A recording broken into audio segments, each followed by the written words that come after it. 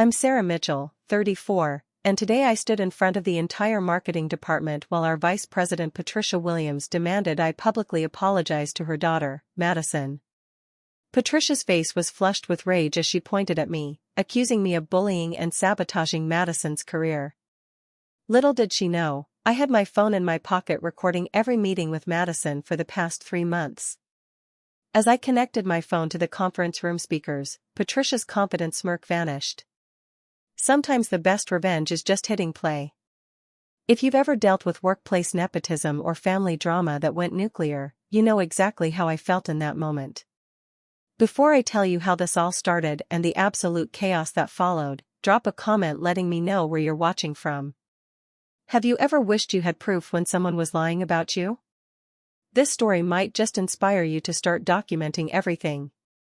Hit that subscribe button if you want more workplace revenge stories like this one, because trust me, this is just the beginning. To understand how I ended up in that conference room with my finger hovering over the play button, we need to go back to the beginning. I joined Horizon Marketing 8 years ago as a coordinator fresh out of grad school. The company was mid-sized but growing rapidly, and I saw potential to build a career there. Through consistent hard work and some late nights I won't miss, I worked my way up to senior marketing manager with my own team of 5. When I first started, Horizon had a reputation for being collaborative and supportive. Our CEO, David Brennan, believed in work-life balance and fostering talent from within. The executive team was accessible, and people genuinely seemed to enjoy coming to work. Our annual company retreats were actually fun rather than the forced team-building nightmares I'd heard about from friends at other firms. My team consisted of Emily Watson, my closest work friend who had been with me since nearly the beginning, Jason Alvarez, our team lead who specialized in digital campaigns, Kristen Park, our analytics expert, Thomas Chen, our creative designer, and a rotating junior position we used to bring in fresh talent. We had a good system, consistently met our targets, and genuinely got along well. Then, 14 months ago, Patricia Williams joined as our new VP of Marketing after our previous VP retired. From day one, the culture shift was palpable. Patricia came from a cutthroat agency in New York and made it clear she thought our collaborative approach was inefficient and lacked ambition. She introduced competitive metrics between teams, implemented a stack ranking system for employee evaluations, and started scheduling 7 a.m. meetings to separate the committed from the complacent. Patricia was tall, always impeccably dressed in designer suits with not a hair out of place. She wore her dark brown hair in a severe bob and had a habit of tapping her long red nails on the table when she was displeased, which was often.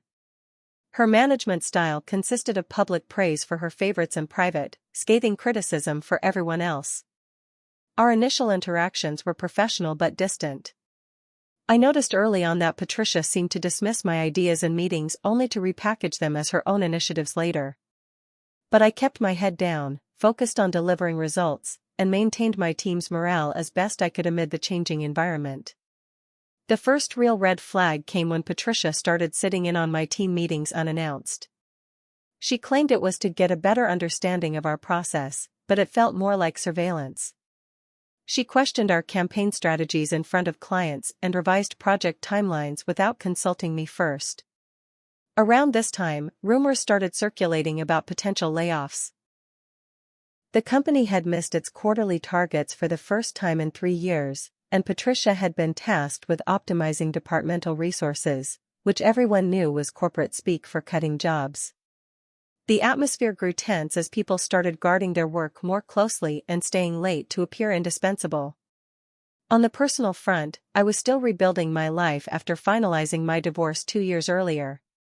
My ex-husband, Ryan, and I had grown apart after 10 years together, ending things amicably but leaving me to redefine who I was outside of us. I had recently started dating Michael, a high school English teacher I met at a friend's dinner party. He was kind, stable, and refreshingly removed from the corporate politics I dealt with daily. My work had always been a point of pride for me. I built my reputation on being fair but firm, creative but practical, and always following through on commitments. I mentored junior staff members and had helped several advance their careers. This professional integrity was core to my identity, especially post-divorce when I was figuring out what mattered most to me. The recording habit that would eventually save me started innocently enough. About a year before the Madison situation, I had a misunderstanding with a colleague from the sales department about deliverables I had allegedly promised for an important client. With no documentation of our actual agreement, it became a he-said-she-said situation that damaged both our reputations.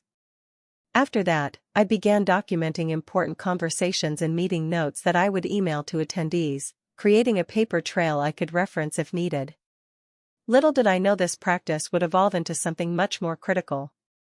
As the months under Patricia's leadership passed, I watched our once vibrant workplace culture deteriorate into silos of anxious, competitive colleagues. The exodus began slowly with a few resignations here and there, but soon became a concerning pattern. When my friend from HR confided that turnover had increased by 30% since Patricia joined, I knew the problems weren't just in my head. It was against this backdrop that Madison Williams arrived at Horizon Marketing, and everything went from bad to catastrophic. 4 months ago, HR sent an email announcing a new hire joining my team. Madison Williams would be coming on board as a marketing specialist reporting directly to me. Her resume boasted an MBA from a prestigious university but minimal practical experience. With Thomas transitioning to a senior role, we needed someone to take over some of his previous responsibilities, so the timing worked well. Madison arrived on her first day dressed in a tasteful but obviously expensive blazer and skirt combo. She was in her mid-20s with the same dark hair as Patricia, though hers fell in loose waves instead of Patricia's severe bob. She had a bright smile and an eager demeanor that seemed genuine. During our onboarding meeting, she asked thoughtful questions and took detailed notes. I remember thinking she seemed promising despite her lack of experience. It wasn't until the company happy hour 2 weeks later that I made the connection. I was chatting with Emily near the bar when I overheard Madison talking to one of the sales guys. "Yeah, my mom wanted me to get experience elsewhere first, but when the position opened up here, she thought it would be a good fit," Madison was saying. "Wait, your mom?" the sales rep asked. Madison lowered her voice, but not enough. "Patricia Williams, the VP. But don't tell anyone, we're keeping it professional at work." Emily and I exchanged looks of shock. Patricia had never once mentioned that Madison was her daughter during the hiring process. I had sat through 3 interviews with Madison, and Patricia had even asked for my final assessment before making the offer. Not once had there been any disclosure of their relationship. The next day, I casually mentioned to Jason what I'd overheard. He wasn't surprised. "Yeah, I figured as much," he said. "They have the same mannerisms. Notice how they both do that thing with their hands when they're making a point?"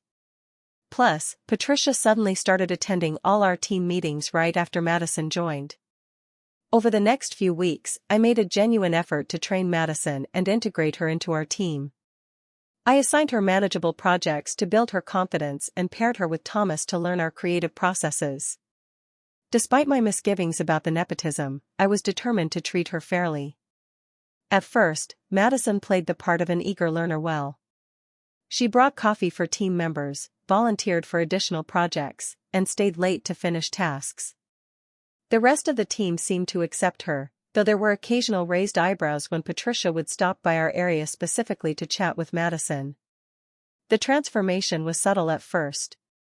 About a month into her employment, Madison began taking credit for team ideas during department meetings. When Emily presented a particularly innovative social media strategy that we had all contributed to, Madison jumped in before Emily finished. "Actually, I was thinking we could expand on that by adding an influencer component," Madison interjected. "I've drafted a plan for identifying micro-influencers in the sustainable living space that would align perfectly with the Burton account." What Madison didn't mention was that the influencer strategy was something Kristen had outlined the previous week that we were still evaluating for feasibility. Patricia beamed at Madison and asked her to send her brilliant plan directly to her. Then came the missed client meeting. We had been preparing for weeks for a presentation to one of our biggest clients, with each team member responsible for different sections. Madison had the least critical part but still an important one. On the morning of the presentation, she simply didn't show up. No call, no email, nothing. We scrambled to cover her portion, and thankfully, the client was satisfied. When Madison finally appeared after lunch, her excuse was that she had a personal appointment she couldn't reschedule. Later that day, I overheard her telling Patricia about her emergency roots touch-up that just couldn't wait because she had a date that night. That evening, I started a document on my personal laptop titled Madison Williams, Incidents and Issues. I recorded the missed meeting, the date, and exactly what I'd heard. Something told me I might need this documentation later. As weeks passed, Madison's true colors emerged more clearly. Deadlines became flexible for her but rigid for everyone else. She began delegating her work to junior team members without my approval. In meetings, she would subtly undermine my authority with comments like, "Well, Sarah's approach is one way to do it, but industry best practices suggest." During a team brainstorming session for a new client, Thomas presented some truly innovative concepts he'd been developing. Madison was on her phone most of the meeting, barely participating. Yet the next day, in the cross-departmental review with Patricia present, Madison presented Thomas's core idea as her own, with just enough modifications to claim ownership. When Thomas tried to speak up, Patricia interrupted him and praised Madison's creative thinking. The rest of my team was growing increasingly frustrated. Emily confronted me in the break room after that meeting. "How long are we going to pretend this is okay?" she demanded. "She's steamrolling all of us, and you're letting her." "I know, Em. I'm documenting everything," I assured her. "But I have to be careful. Patricia clearly brought her in to fast-track her career, and I don't want to be collateral damage." "We're already collateral damage," Emily said, gesturing to our team's area where Kristen was explaining something to Madison for what seemed like the third time that week. "We do the work, she takes the credit, and somehow we're supposed to smile through it." I knew Emily was right. The situation was untenable, but confronting nepotism is never simple, especially when it involves your boss's boss. Still, I resolved to address the issues with Madison directly, hoping that a professional conversation might improve things. That conversation did not go as planned. The turning point came during our quarterly client presentation to Westfield, our largest account. I had prepared our team thoroughly, with each person clear on their role. Madison was responsible for presenting the social media engagement metrics, a straightforward but important section. When the time came for her portion, Madison smoothly transitioned from the data I had just presented and began, building on the framework I developed for tracking cross-platform engagement. She then proceeded to present my proprietary analytics model that I had spent months developing as if it were her own creation. The clients were impressed, asking specific questions about the methodology, which Madison answered using information from my preparatory notes. I sat stunned, watching as she effectively stole my work in front of everyone, including Patricia, who nodded approvingly from the back of the room. After the presentation, Patricia congratulated Madison specifically on her innovative analytics approach while barely acknowledging the rest of the team. That evening, I scheduled a meeting with Jason, our team lead who had been with the company even longer than I had. Over coffee away from the office, I laid out what had happened. "She's systematically taking credit for everyone's work," I explained. "Today was the last straw. That analytics model represents hundreds of hours of my time, and she presented it as her own with Patricia's implicit approval." Jason sighed, running a hand through his graying hair. "I've seen this pattern before at my last company. Nepotism never ends well for the people caught in the middle. What should I do?"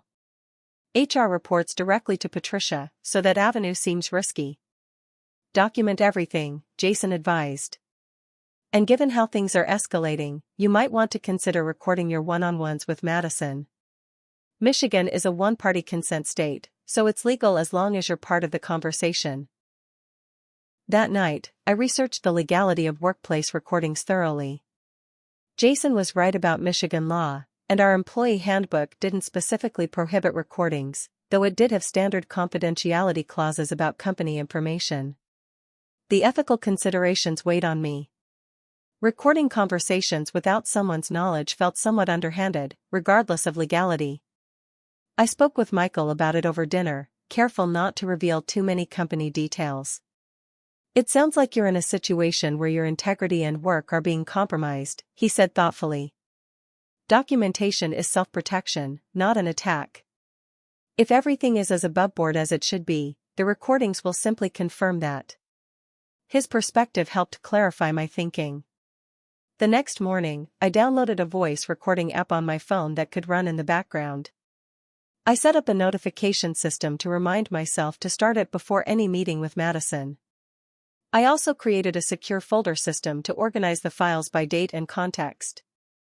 My first recorded meeting with Madison was later that same day. I had scheduled a check-in about the Westfield presentation follow-up. As I sat across from her in our small conference room, my phone discreetly recording in my pocket, I felt an initial wave of awkwardness. "Madison, I wanted to discuss something from yesterday's presentation," I began carefully. "The clients loved it," she replied with a self-satisfied smile. "My father plays golf with their CMO, and apparently he specifically mentioned the analytics framework. That's actually what I wanted to discuss. The framework you presented was something I developed over the past 6 months. I'm glad it was well received, but in the future, I'd appreciate proper attribution." Madison's expression changed instantly. "Oh, I must have misunderstood. I thought it was a team development that I was meant to present." Her tone was apologetic, but her eyes remained cold. "The team was aware of who developed which components," I responded. "That's why they seemed surprised when you claimed it as your own." "Well, perception is subjective, isn't it?" Madison's voice took on a harder edge. "Besides, does it really matter who gets credit as long as the client is happy? We're all on the same team here." That first recording revealed the pattern that would continue in all our subsequent interactions. Madison would deflect, minimize, or outright deny her behavior, then subtly suggest that my concerns were either petty or imagined. Always with plausible deniability if anyone else were to hear the conversation.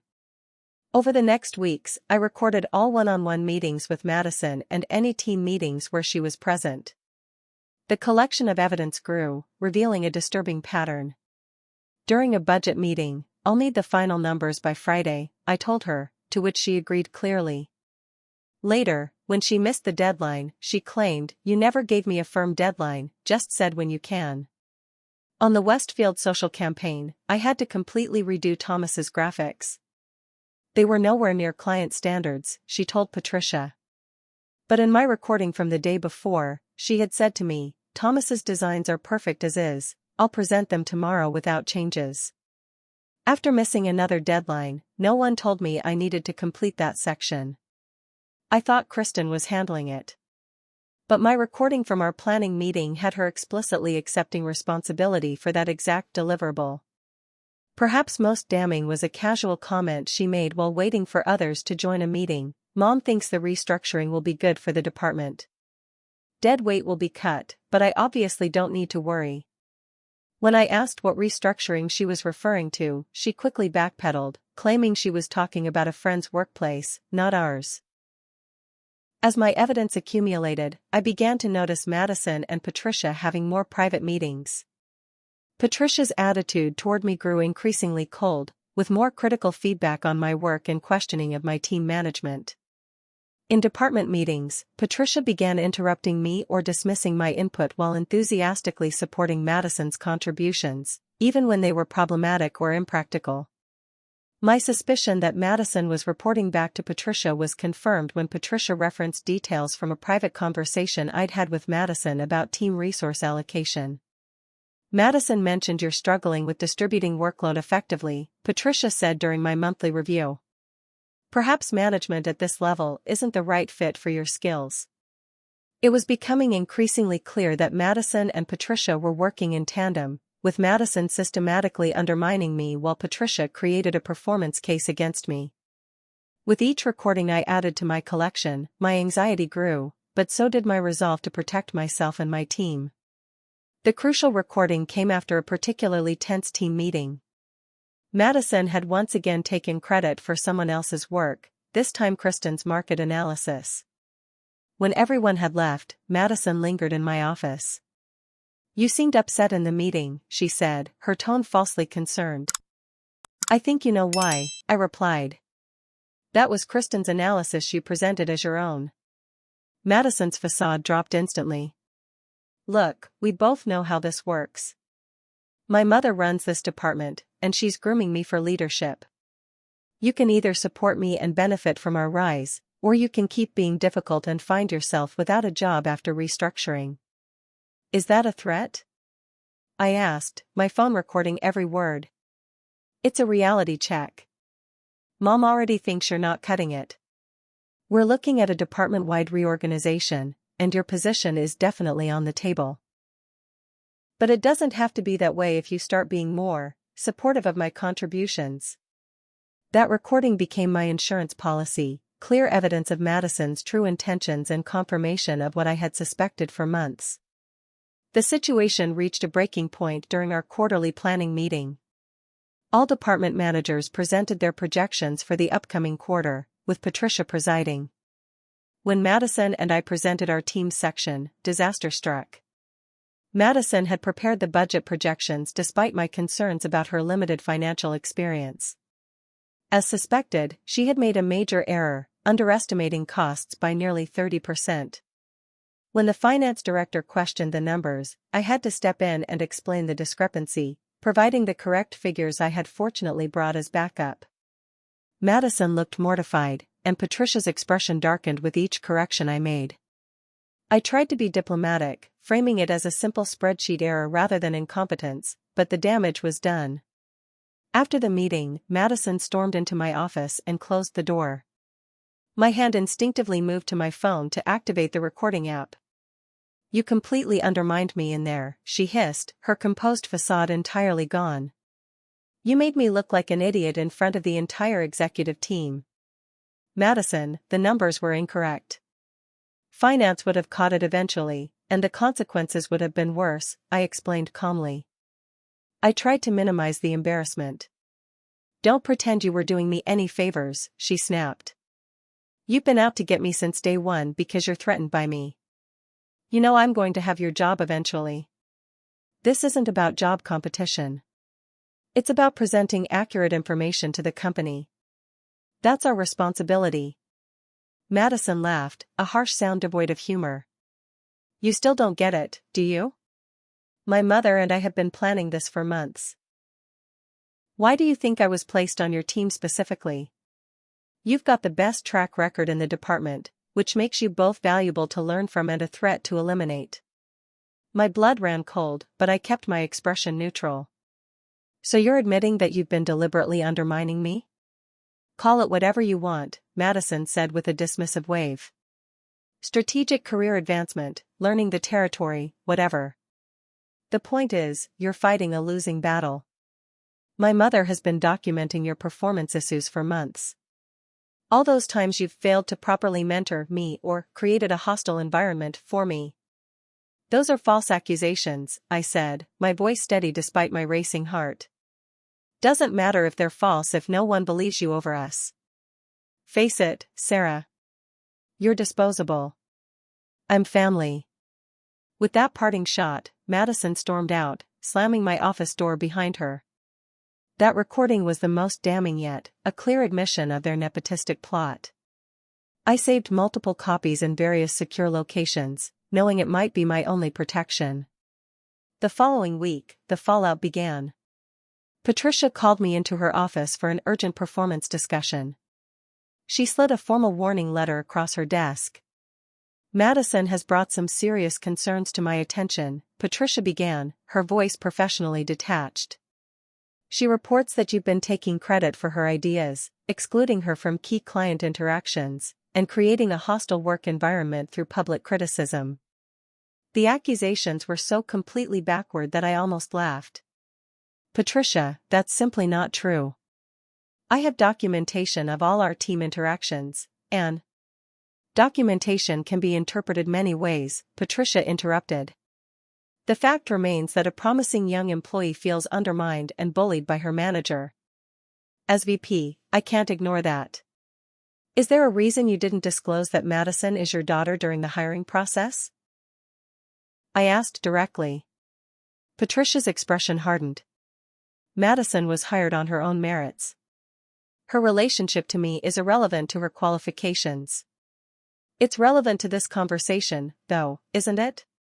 These accusations appeared only after Madison made a significant error in the quarterly planning meeting. This is exactly the kind of defensiveness and deflection that concerns me about your management style, Patricia replied coldly. I suggest you take this warning seriously. Madison has agreed to continue working with you provided you make appropriate changes to your approach. I'll be monitoring the situation closely. I left Patricia's office with the warning letter and a growing sense of dread. That evening, I reached out to Emily, the only colleague I truly trusted.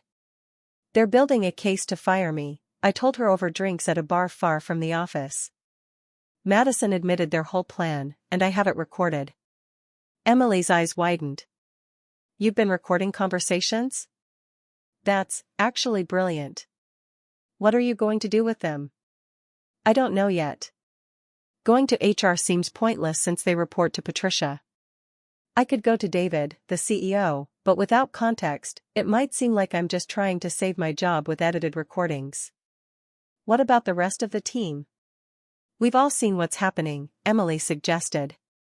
I appreciate that, but I don't want to put anyone else's job at risk.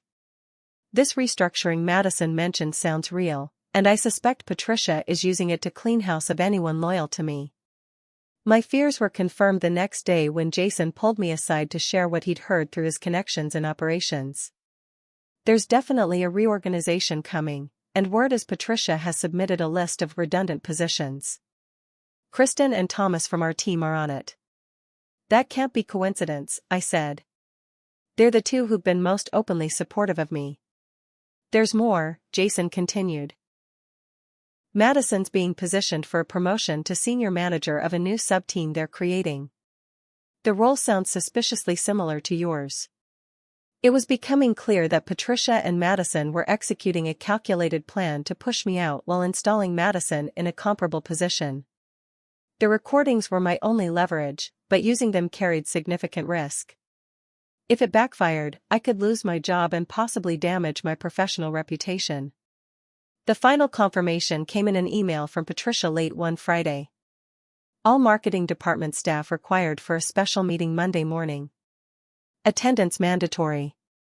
Topic: Addressing team behavior issues and department restructuring.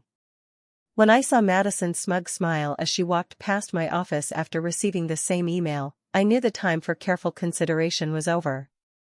Monday's meeting would be Patricia's move to publicly discredit me before announcing the restructuring. I spent the weekend preparing for what would likely be the most consequential confrontation of my professional career. You know that feeling when you realize someone's about to try to destroy everything you've worked for? That pit in your stomach that comes with knowing the next few days could change the course of your entire career? I sat in my apartment that Sunday night, all my recordings organized chronologically, and wondered if I was really ready to play them for everyone. If you've ever been backed into a corner by someone with more power than you, you know exactly what I was feeling. Hit that like button if you've ever had to make a tough decision to protect yourself, and drop a comment if you would have done the same thing in my position. The confrontation that happened the next morning changed everything, and I'm about to tell you exactly how it went down. Monday morning arrived with the ominous feeling of an approaching storm. I woke before my alarm, having barely slept, and spent extra time choosing my outfit. I selected a charcoal gray suit that projected confidence and professionalism. If I was going down, it wouldn't be looking anything less than my best. When I arrived at the office, the tension was palpable. Small groups of colleagues whispered in corners, conversations stopping abruptly when others approached.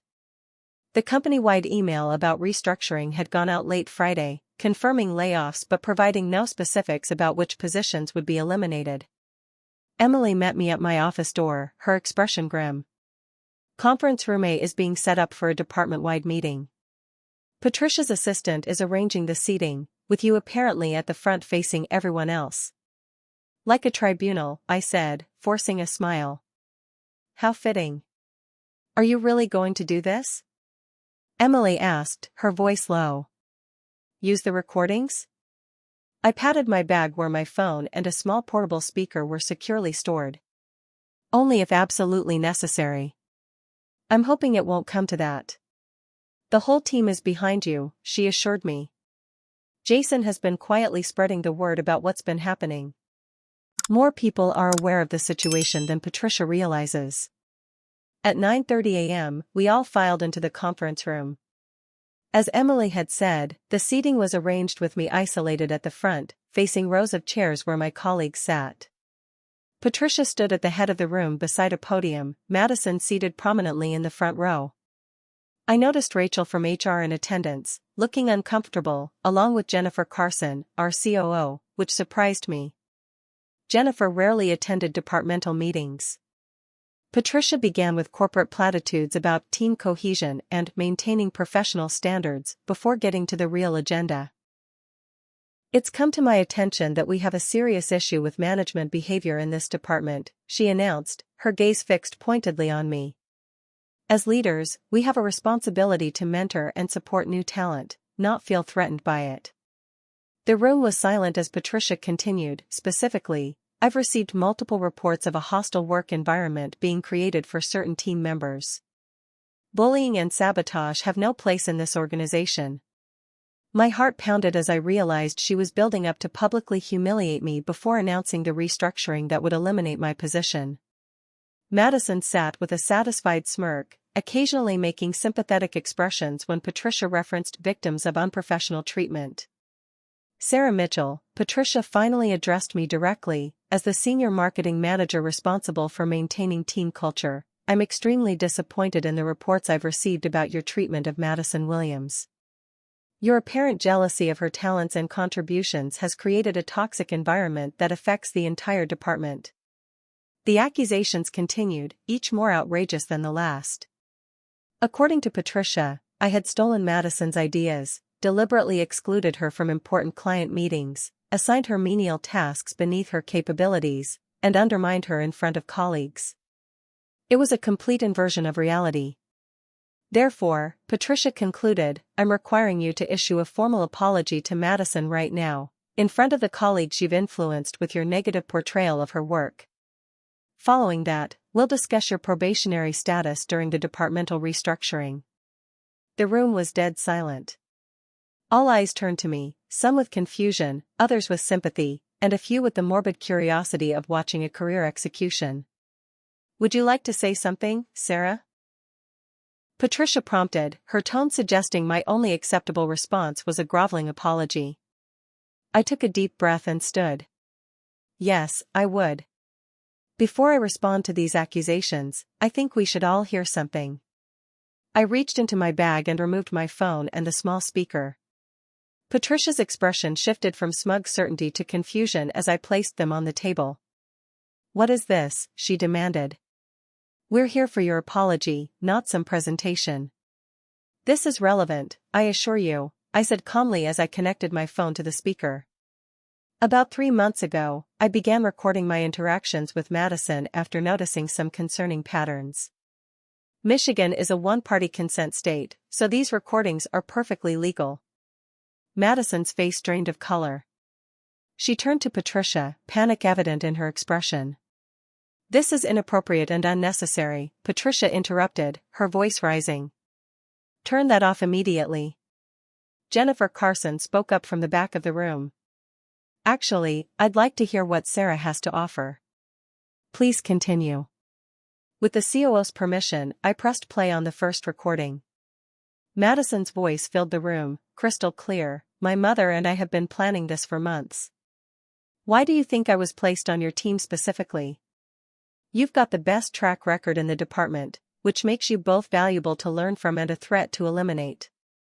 Gasps and murmurs rippled through the audience. Patricia tried to interject, but Jennifer held up a hand to silence her. I played another segment, face it, Sarah. You're disposable. I'm family. Then another, Mom already thinks you're not cutting it. We're looking at a department-wide reorganization, and your position is definitely on the table. With each damning clip, the room's atmosphere transformed.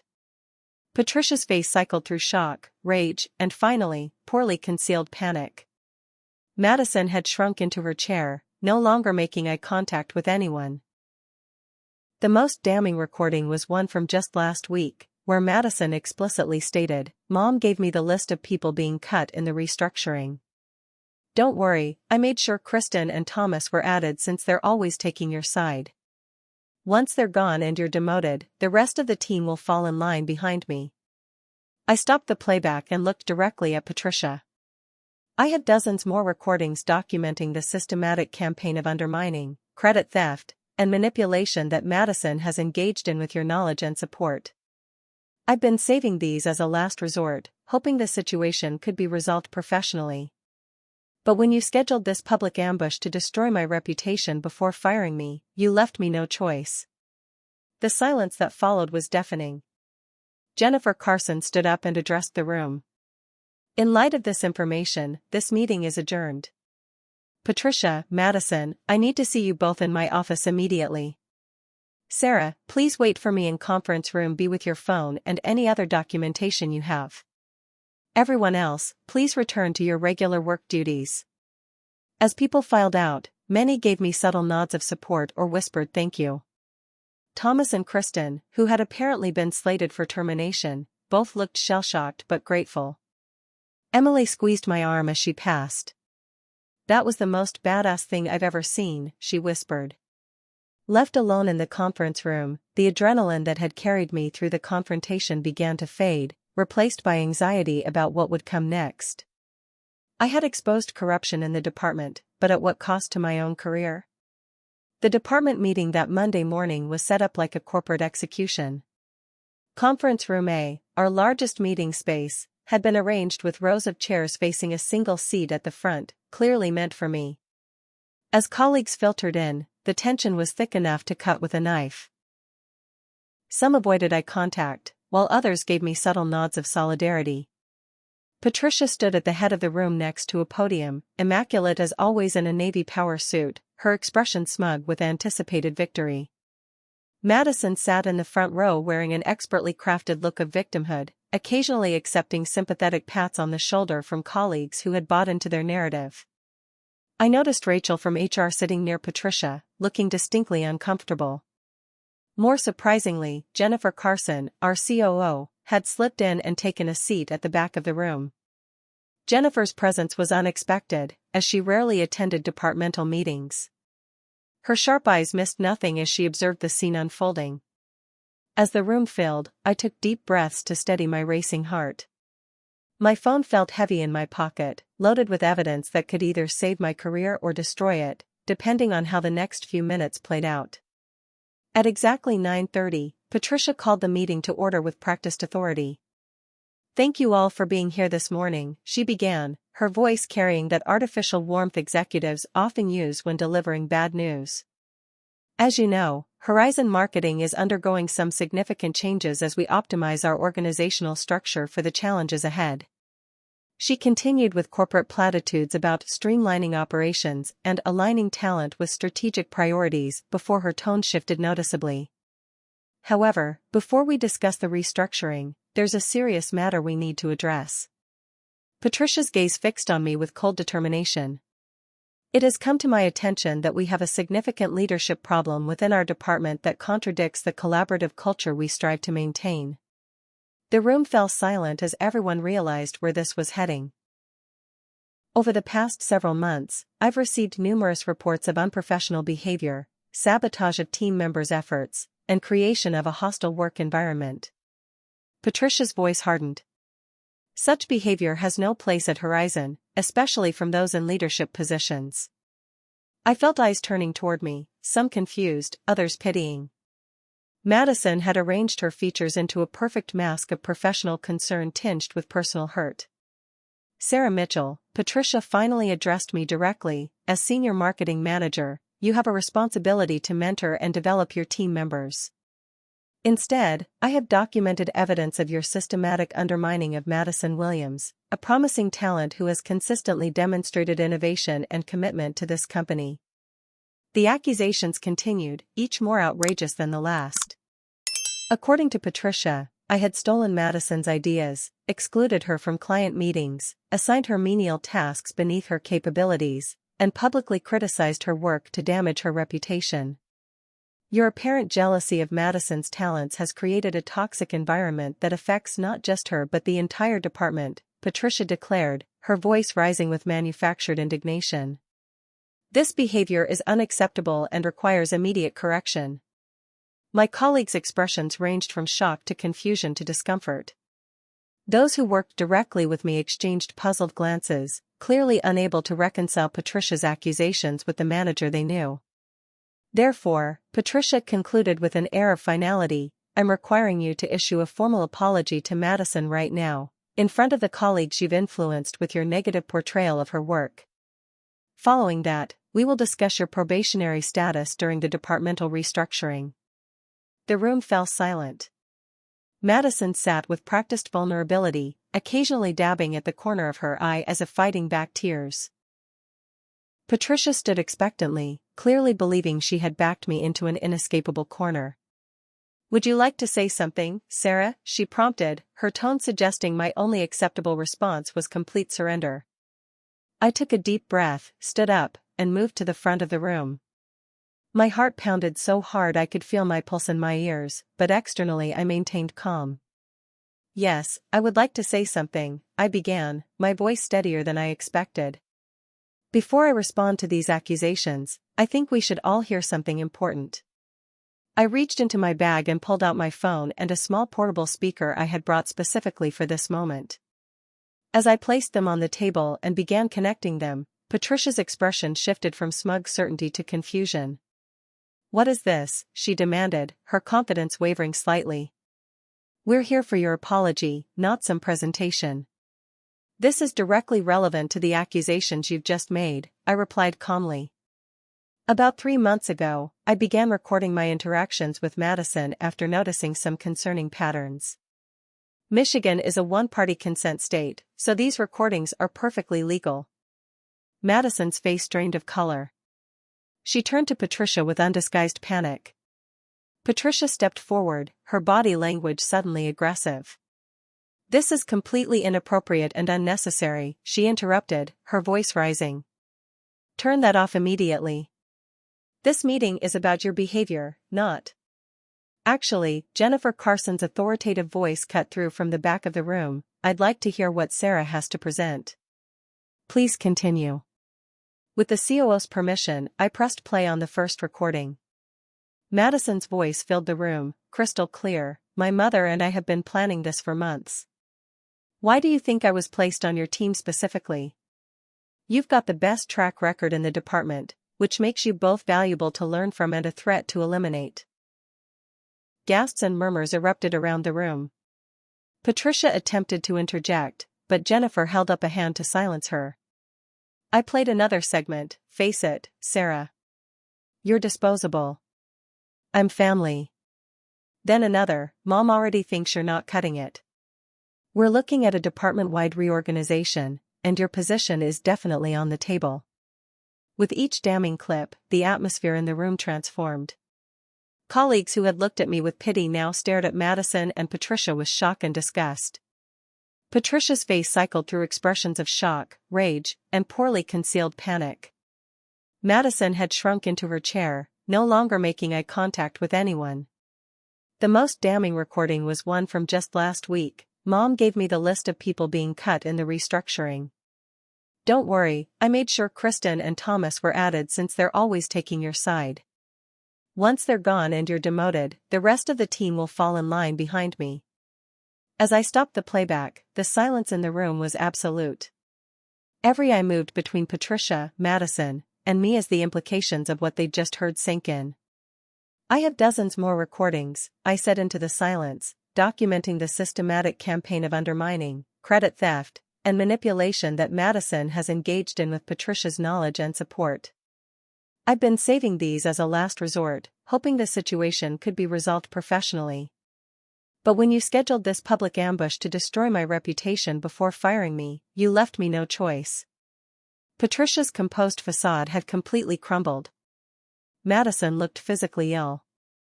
From the back of the room, Jennifer Carson stood up and addressed everyone with calm authority. In light of this information, this meeting is adjourned, she announced. Patricia, Madison, I need to see you both in my office immediately.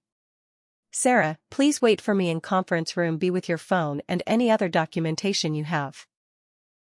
Everyone else, please return to your regular work duties until further notice.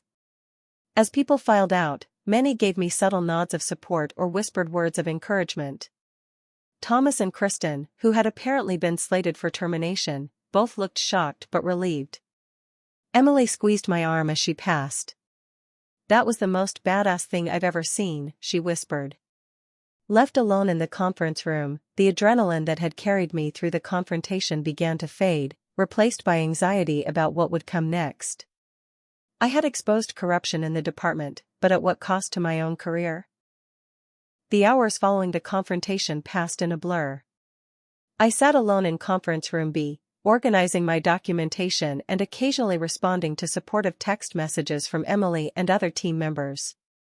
Through the glass walls, I could see unusual activity throughout the office, HR representatives moving with purpose, executives in hurried conversations, and Madison being escorted to her desk to collect her belongings, her face streaked with tears. After about 2 hours, Jennifer Carson entered with Rachel from HR. Both wore serious expressions that revealed nothing about what had transpired in their meeting with Patricia and Madison. Sarah, Jennifer began as they sat across from me, I want to thank you for bringing this situation to light, though I wish it hadn't reached this point before coming to our attention. I tried addressing it through proper channels, I explained. But with HR reporting to Patricia. Rachel shifted uncomfortably. We've identified some serious gaps in our reporting structures that allowed this situation to develop. That will be addressed immediately. Jennifer nodded. I'd like you to share all your recordings and documentation with our legal team. They'll need to review everything thoroughly. I connected my phone to Rachel's laptop and transferred all the files, along with my written documentation of dates and contexts. As they reviewed the material, more colleagues came forward with their own accounts of Patricia and Madison's behavior. Kristen revealed how Madison had taken credit for her analytics work on multiple occasions. Thomas described being excluded from client meetings where his designs were presented by Madison as her own.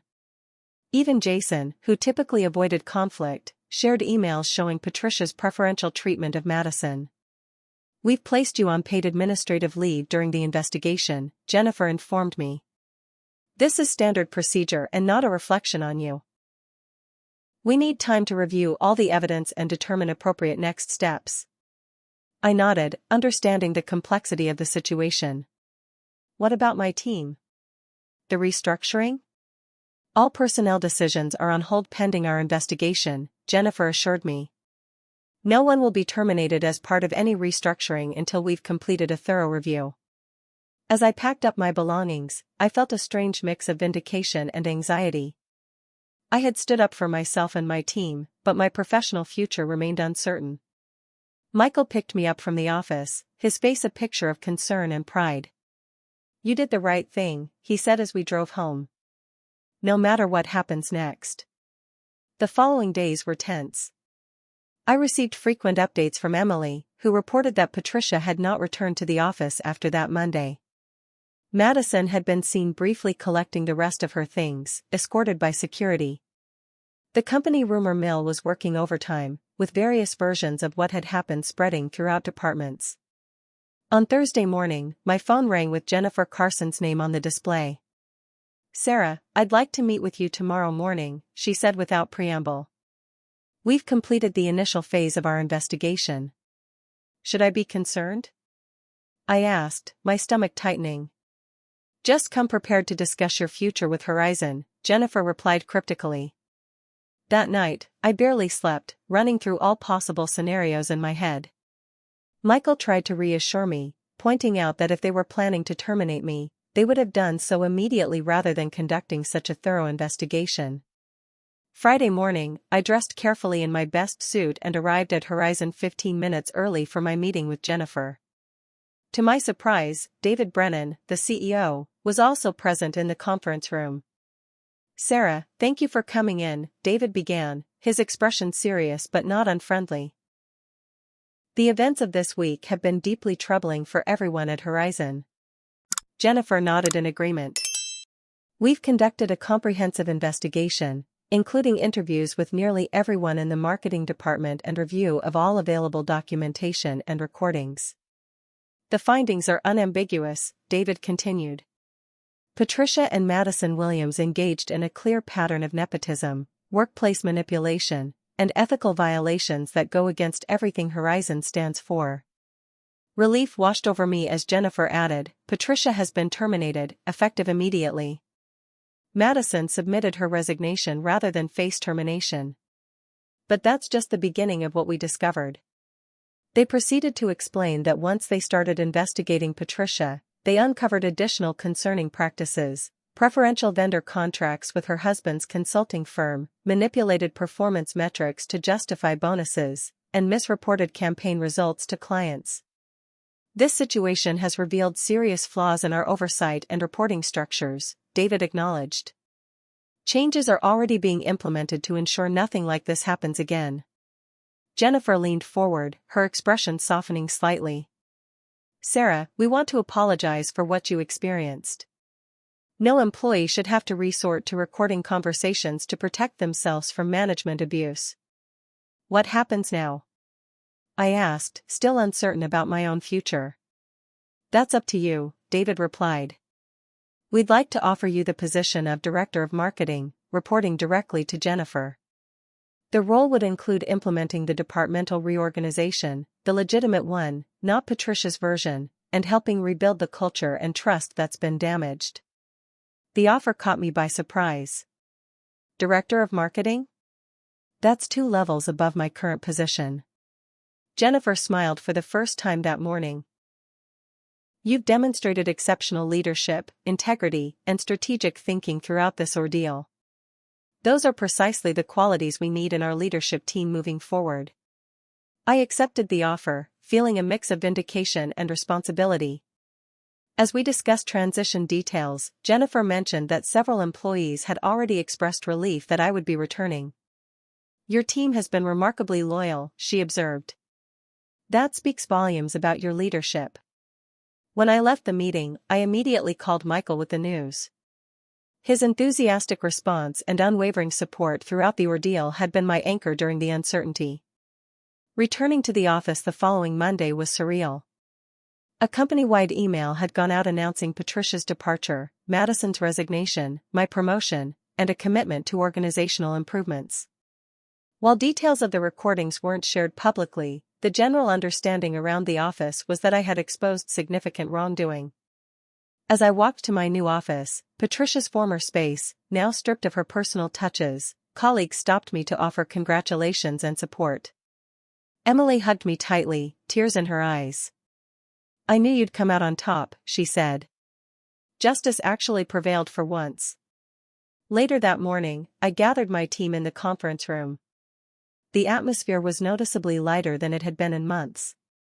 First, I want to thank all of you for your support and patience through this difficult time, I began. What happened was unfortunate but necessary to preserve the integrity of our team and our work. Jason spoke up from the back. We should be thanking you.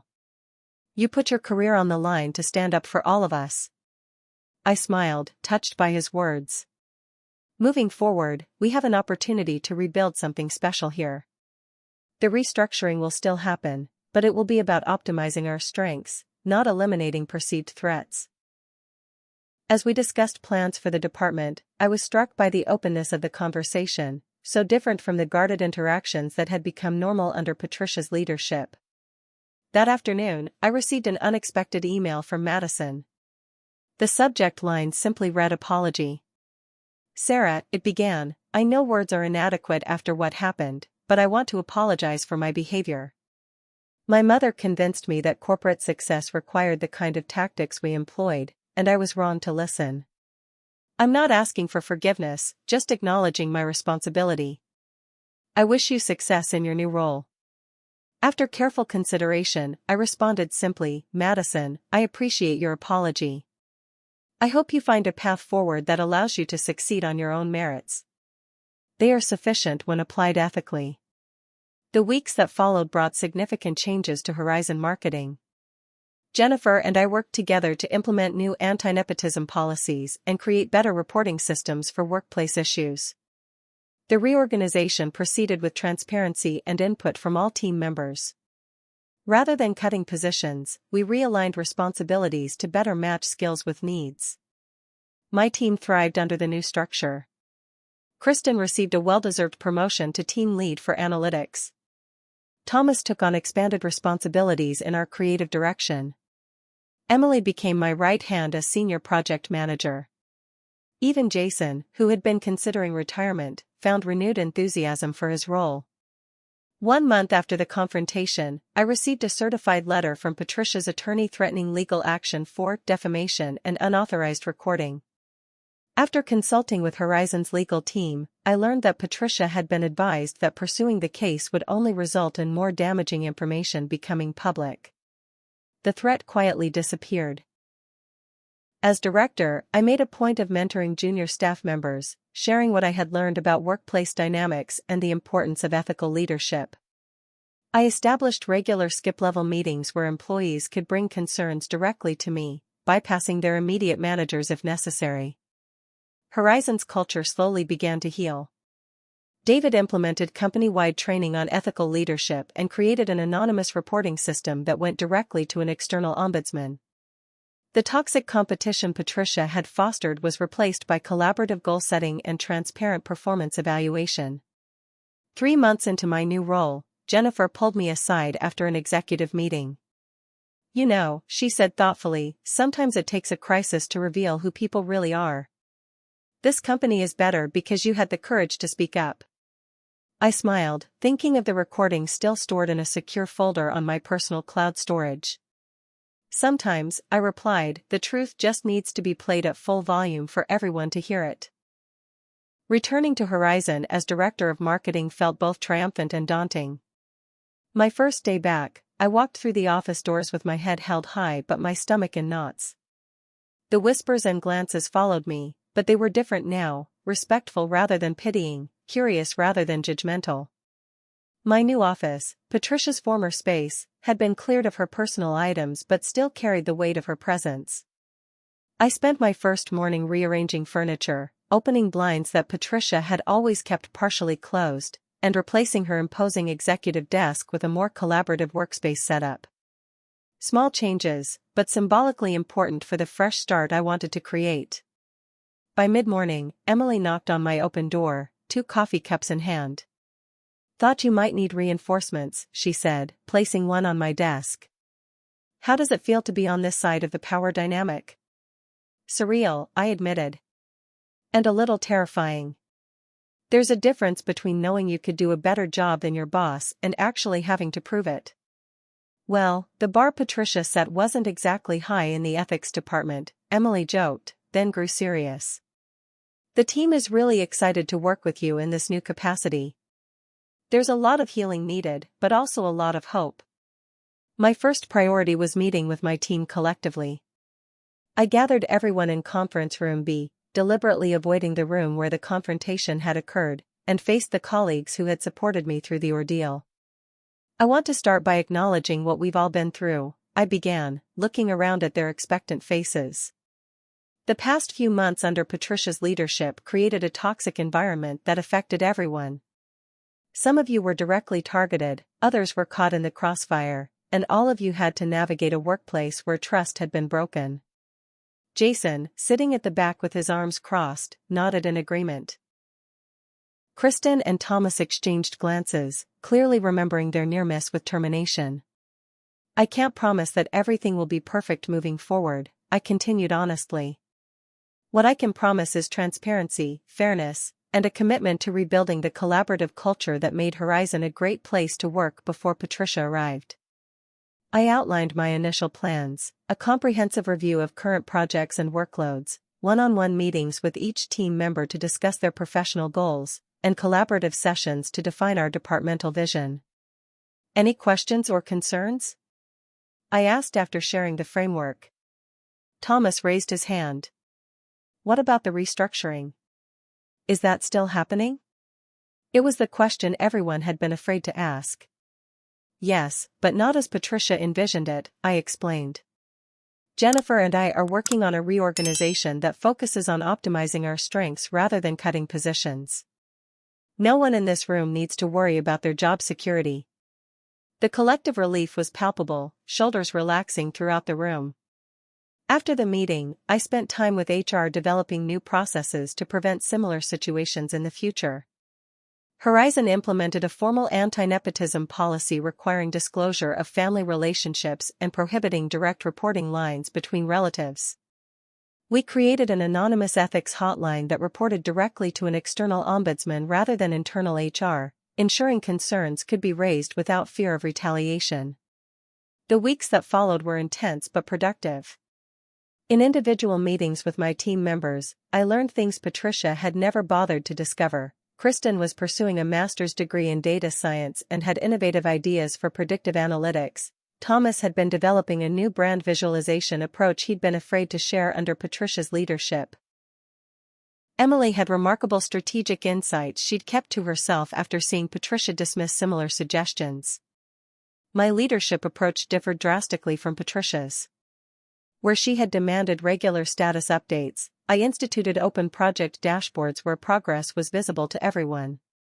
Where she had made decisions unilaterally, I created collaborative planning sessions. Where she had pitted team members against each other, I established cross-functional projects that leveraged complementary strengths. Not everything went smoothly. Years of Patricia's leadership had left scars that wouldn't heal overnight. Some team members remained guarded, afraid to fully trust the new environment. Others tested boundaries, uncertain of how I would handle challenges to my authority. Emily provided valuable feedback after observing one particularly difficult meeting. "You're doing great," she assured me, "but some people are still waiting for the other shoe to drop. They've been conditioned to expect punishment for speaking up." How do I fix that? I asked, frustrated by the lingering effects of Patricia's toxic leadership. Time, Emily said simply. Consistent behavior over time is the only thing that will truly rebuild trust. She was right. Each week that passed with transparent communication, fair recognition, and collaborative decision-making helped heal the departmental culture. Each crisis handled without blame or retribution reinforced the new normal. Each success celebrated collectively strengthened team bonds. About a month into my new role, I received an unexpected email from Madison.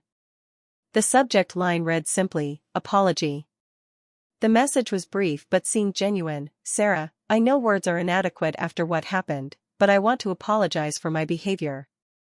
My mother convinced me that corporate success required the kind of tactics we employed, and I was wrong to listen. I'm not asking for forgiveness, just acknowledging my responsibility. I wish you success in your new role." After careful consideration, I responded, "Madison, I appreciate your apology. I hope you find a path forward that allows you to succeed on your own merits. They are sufficient when applied ethically." I never heard from her again, but the exchange provided a sense of closure that helped me move forward without lingering resentment. Patricia was less gracious.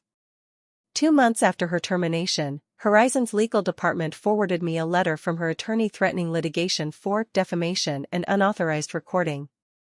After consulting with the company's legal team, I learned that Patricia had been strongly advised that pursuing the case would only result in more damaging information becoming public.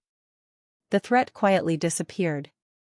Working directly with Jennifer Carson proved to be one of the most rewarding aspects of my new position. Unlike Patricia, who had viewed leadership as control, Jennifer embodied the servant leadership philosophy. She challenged me intellectually, supported my initiatives, and provided constructive feedback that helped me grow. During one of our regular check-ins, Jennifer shared an insight that resonated deeply. "You know what impressed me most about how you handled the situation with Patricia?" she asked. "It wasn't just that you stood up for yourself. It was that you did it to protect your team as well. That's the difference between a manager and a leader." As part of rebuilding the department, I was involved in hiring a new vice president to fill Patricia's role. The interview process was rigorous, with candidates evaluated not just for their marketing expertise but for their leadership philosophy and ethical approach. The selected candidate, Robert Chen, had an impressive track record of building collaborative teams and mentoring emerging leaders.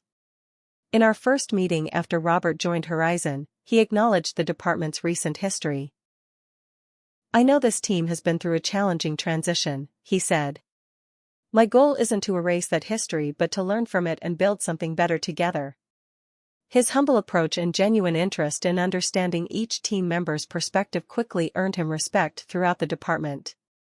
Under his leadership and my direction, the marketing team began to thrive again, securing new clients and receiving industry recognition for our innovative campaigns.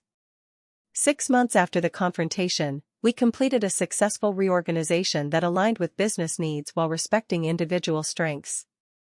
Kristen was promoted to team lead for analytics, overseeing a new data-driven marketing initiative. Thomas became our creative director, bringing his fresh visual approach to all our brands. Emily stepped into a senior project manager role, where her organizational skills and strategic thinking could shine. Even Jason, who had been considering early retirement after years of Patricia's leadership, found renewed enthusiasm in a mentorship role working with our newest team members. The transformation wasn't limited to our department. David Brennan used our experience as a catalyst for company-wide changes, implementing leadership training focused on ethical decision-making and creating systems that encouraged speaking up about concerns before they became crises. In a quarterly all-hands meeting, David publicly acknowledged the positive changes in the marketing department. "The past 6 months have demonstrated how leadership can transform not just results but workplace culture," he said. "I want to recognize Sarah Mitchell for her courage in challenging unethical behavior and her vision in rebuilding trust and collaboration." The recognition was gratifying, but the real reward came in daily interactions, the animated discussions in team meetings where everyone felt comfortable contributing ideas.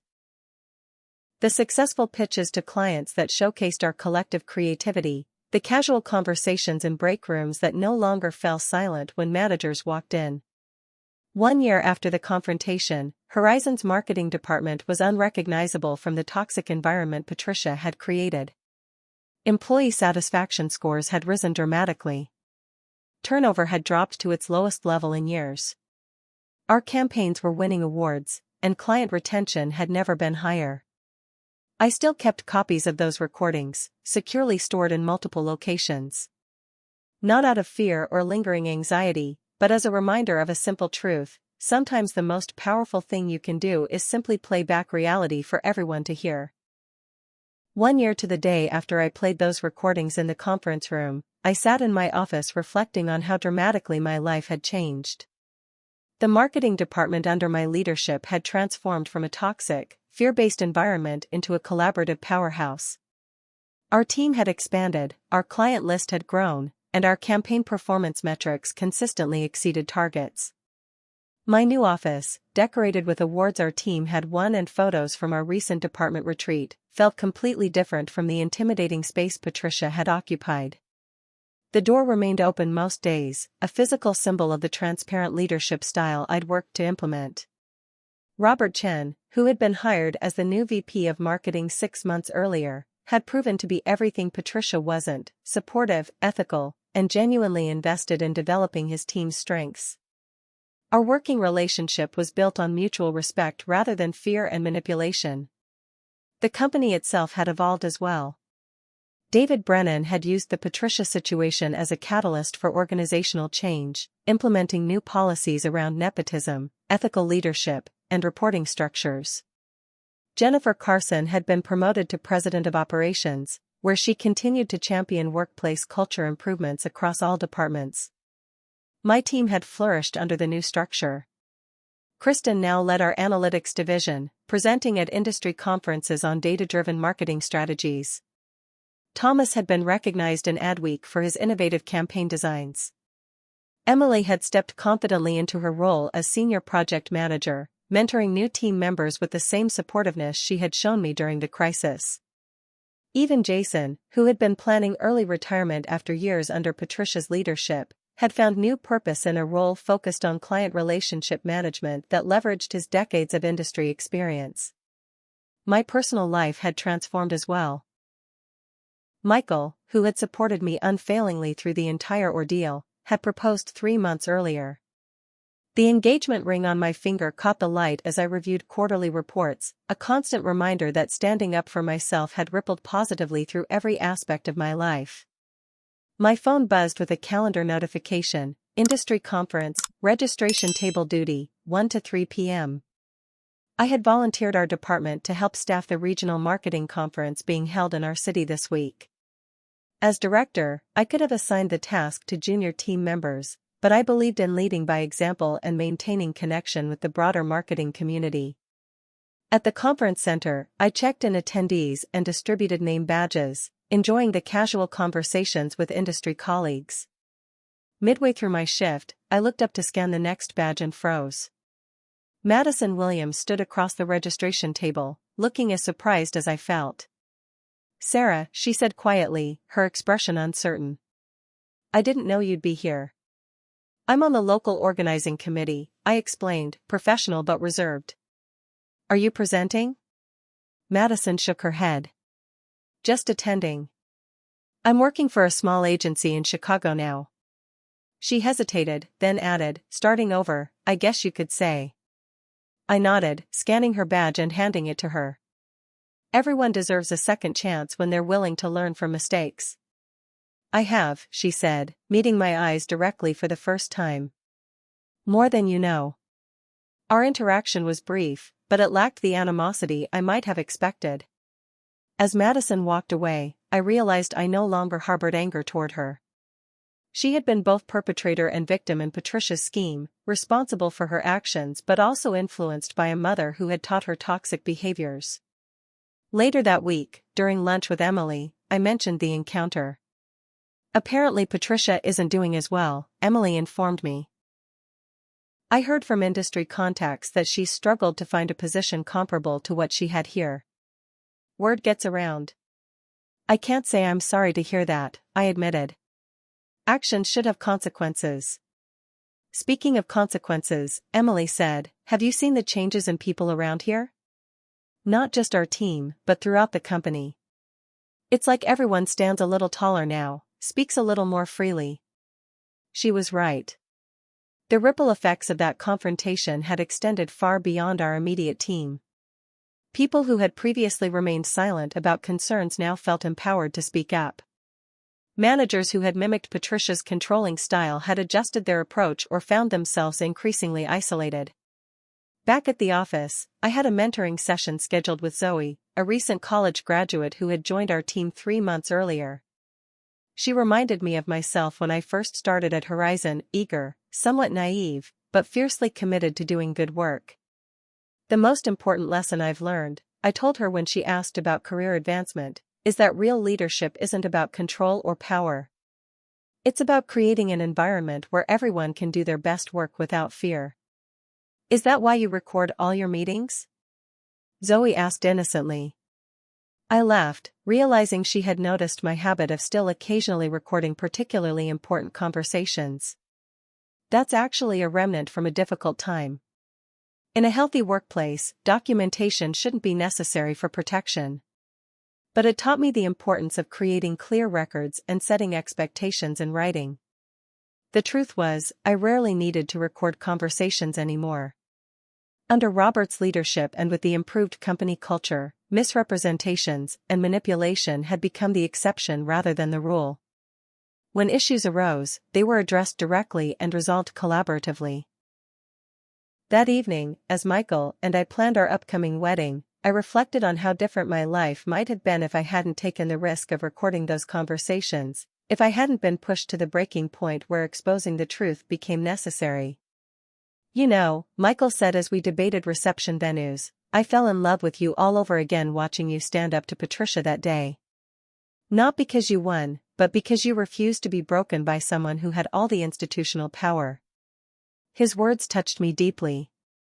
The experience had changed me in fundamental ways, making me more confident in my boundaries, more committed to ethical leadership, and more willing to speak truth to power when necessary.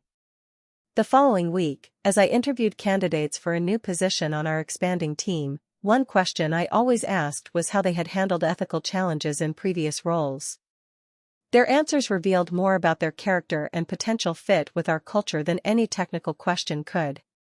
One particularly promising candidate shared a story about standing up to a former boss who had asked her to inflate numbers in a client report.